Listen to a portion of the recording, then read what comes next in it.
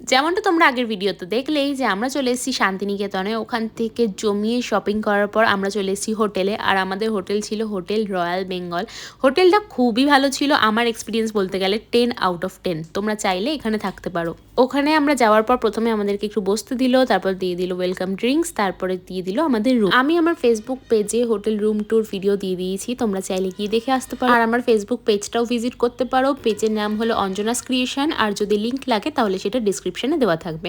হোটেলে গিয়ে প্রথমে একটু রেস্ট নিয়ে তারপর আমরা চলে গেলাম সুইমিং পুলে, কারণ সকালের দিকে আমাদের তেমন কোথাও যাওয়ার ছিল না, আর আমরা তো সোনাঝুরি ঘুরেই এসেছিলাম। তো সুইমিং পুলে বিশাল মজা করেছি দুজন মিলে। তারপরে ঘরে চলে এসেছি। ঘরে আসার পর তো পেয়ে গেছিল খুব জোরে খিদে, তো লাঞ্চ অর্ডার করে করেছিলাম সাদা ভাত, তার সাথে ডাল, তার সাথে কাতলা কালিয়া।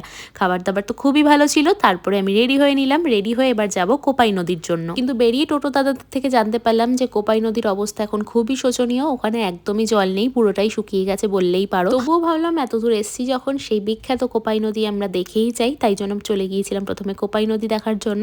ওখানে একটু বসে টাইম কাটিয়ে আবার আমরা চলে গিয়েছিলাম কঙ্কালীতলা দেখার জন্য। এটা আমাদের আজকে লিস্টে ছিল না, তবুও ভাবলাম টাইম যখন আছে তখন একটুখানি ঘুরেই আসি। দেন কঙ্কালীতলা যাওয়ার রাস্তায় দেখতে পেলাম এই গাছটা। আর শান্তিনিকেতন মানেই তো রাস্তাঘাটে যেখানেই দেখবে সেখানেই একটা ফটো তোলার মতন জায়গা।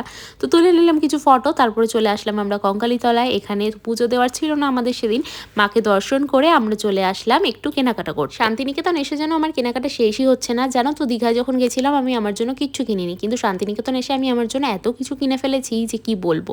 তো যাই হোক, এসব কেনাকাটা করে এখানে একটা মেলা হচ্ছিল, সেখানে আমরা চলে গেলাম। আর সেখান থেকে খেলাম মিষ্টি।